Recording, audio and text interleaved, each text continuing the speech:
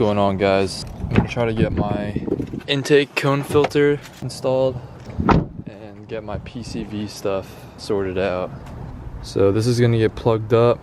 This is gonna just dump out underneath the car. And I'm gonna be plugging up that rear PCV port as well. Before I get to that, I'm just gonna do the nice and easy step right here of putting my cone filter on. I just bought like a cheap K&N universal filter.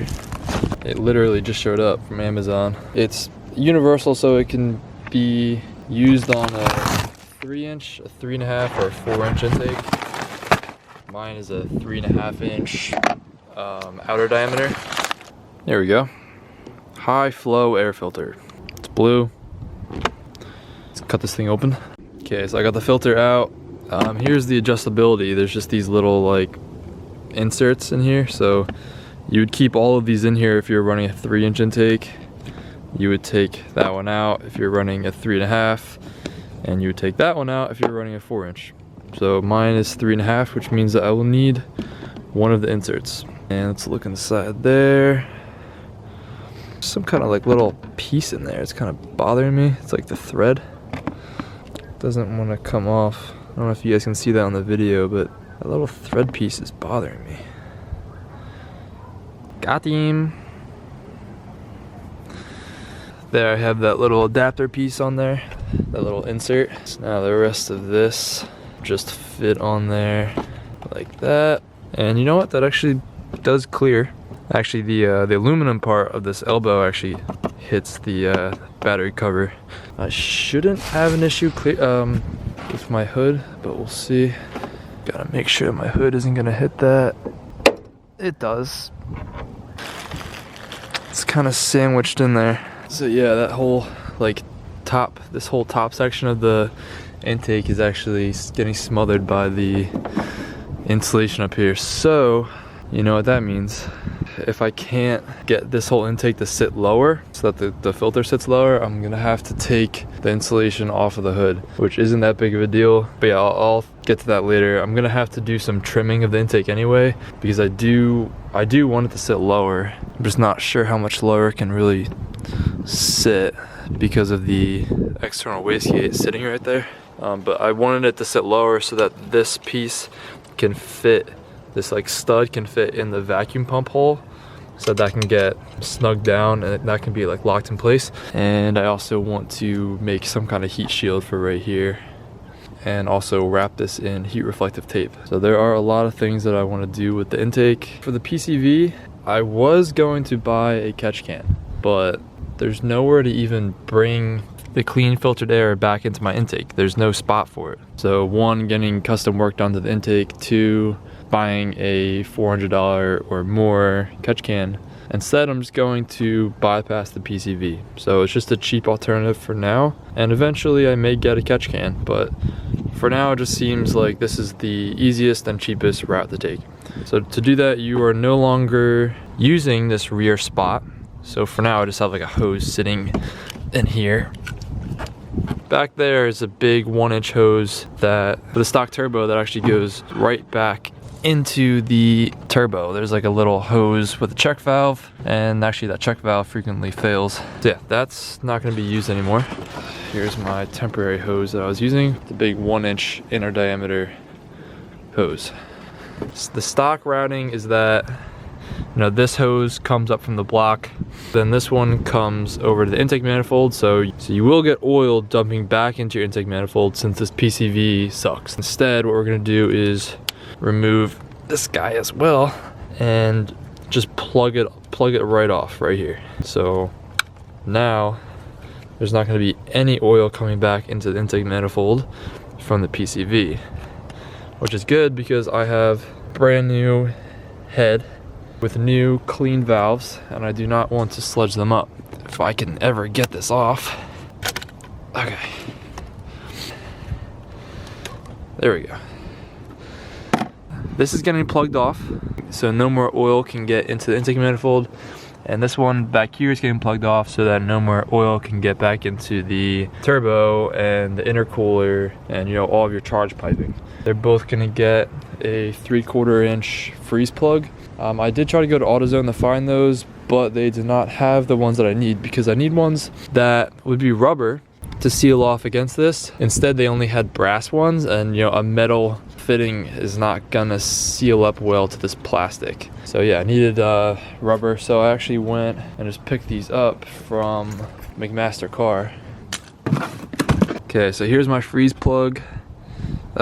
Basically this wing nut will spin to expand the plug. I got this in a size that it's pretty much gonna be snug in there before I even start expanding it. So let's see. So that goes in almost all the way right away before I even expand it. But expanding it will just make sure that it locks in place and so that it doesn't go into my intake manifold. So I think that's good. If I try to pull it out, it actually won't come out. So then I also need to get a second one of these for back here. Same deal. Stick it right in there, expand that wing nut, and then this guy is just gonna be dumping out the oil. And the size for this, since the OEM fitting, OEM hose was actually going inside, you can see right there. So this part actually goes inside there, but for the silicone hose, this is gonna be going outside. So for the outside, I measured it to be 7/8. Let's see if that is a good fit. Yeah, so I'm happy with that. So 7/8 is a good size for that. So I don't know if I want to route it just straight down right here, because there is this nice big gap right here. I'm not sure, because once I have the belly cover on, I don't want it to make too much of a mess on the belly cover, but I think that might be a good spot for it right there. Okay, so here's my big ugly blue hose. I'm just kind of routing it in front of the battery over to the right here, so it's completely out of the way of the shifter bracket, which is back there, and it's away from the starter and stuff. So I think I'm pretty happy with that. Now I'm gonna have to trim this hose because I've got a ton of hose, basically like right here, like level with the bottom of the trans, and then I should be good. I got my new plugs right there. There's one of them. They're big and ugly. There's the other one. So I'm probably gonna paint those or just figure out a different solution for this. Maybe I'll put this hose back onto there, get a PCV block off plate, and then just run that hose out the back. I might do it that way just for a cleaner look, because this doesn't look clean, but we'll get the job done. These plugs are rated to 100 PSI, so I should have no problem. I have to send another idling log to Frank, so I'm gonna do that right now. And my battery died again. Gonna have to plug this guy in.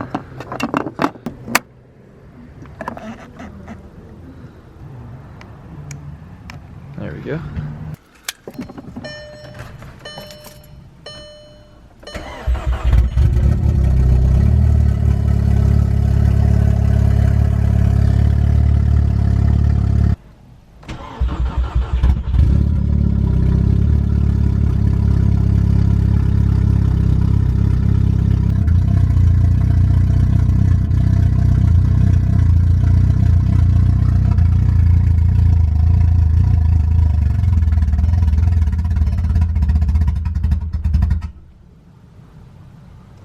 Well, she's not happy.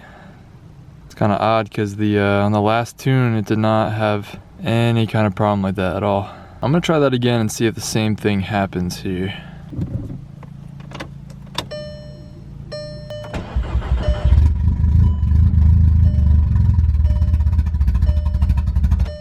So let me go get some proper jumpers instead of this portable car jumper that I'm using and see if that fixes it.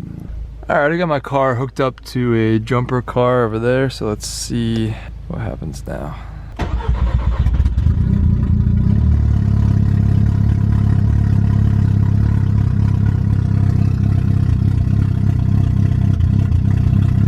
Let's go get some stuff done.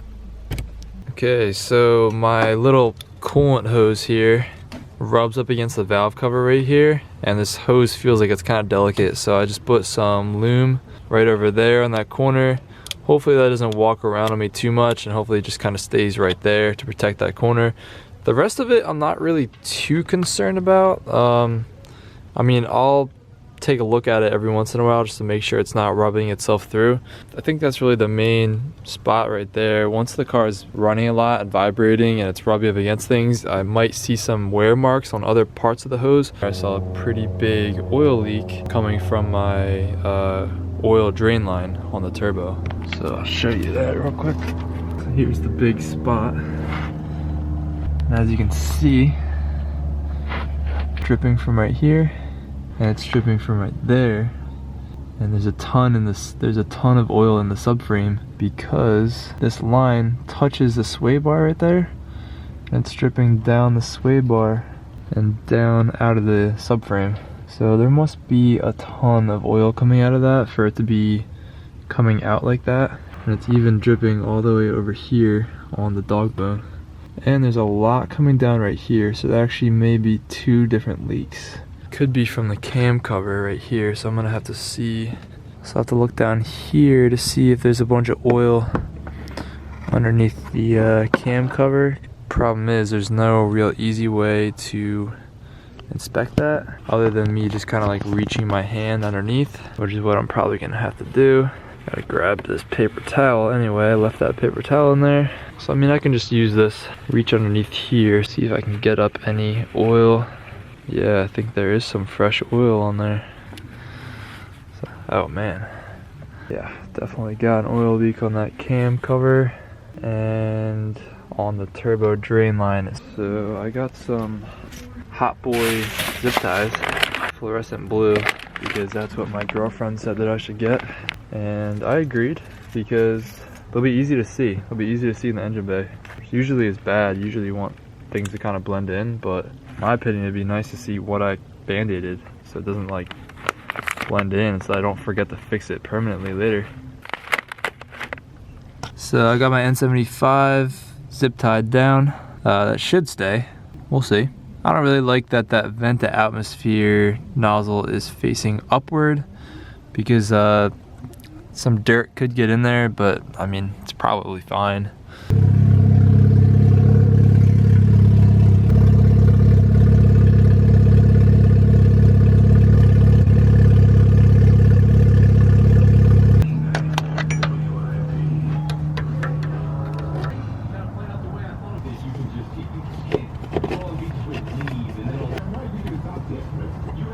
So like, not much oil really came out. That line is completely off. Alright, so Arnold suggested putting some RTV on here, so that's what I'll try to do. We'll see how that goes. I'm gonna try to dump some more oil out of that line before I attempt to do anything like that. So I'll let this drain, I'll dry it off, clean it off, then I'll get some RTV on the gasket. I'm actually putting some of the Durco gray, this stuff that was used for the oil pan. Put some on both sides. Really didn't put much on here, so hopefully that's enough to seal that off. I mean, I don't know, I don't want to put too much on there and then risk that getting into my oil, but at the same time, like I really don't want this to leak again. Yeah, I might dab a tiny bit more on this back side since it's kind of looking light on that side. So it's an absolute nightmare trying to get that line to mate up flat up there. So I had to take the whole line off. So I had to take it off the bottom side right there. So now most of my oil is draining out. This one is just kind of like catching the last little bit, so there's not a whole lot in this one, maybe like a quarter of a quart, half a quart that I dropped into this container, and then I have 3 more quarts over here. So yeah, the majority of my oil came out, but thankfully I was able to salvage most of it using that funnel that I just bought and my old containers, which I thankfully kept. As that's draining, I'm gonna see if I can get the line up in place up there. I'm gonna have to put more Durco gray on that because I think I lost some of it. It's just a pain working up in there. So I got that drain line back installed in there. It's kind of hard to see, but there's such a limited space in here that I couldn't get even my smallest torque wrench. This is my smallest one. It's a little 1/4 inch torque wrench. I could not get this in here. So I basically just did it as tight as I could with my little 1/4" wrench here. Probably got like 10 foot-pounds on it. So we'll see if that does the trick, and I got that tightened down the other side as well. So I'm just gonna let that sit for a little while. So I'll probably give it like, I don't know, like an hour to try to cure a little bit before I try to start the car. I'll probably give it a little bit longer because I'm gonna need time to clean everything up down here, re-clamp my intake on the turbo, put the oil back in, and I'll get my back tires on and get my clutch blood as well, so that pretty much I'll just be ready to take it on a little test drive real quick.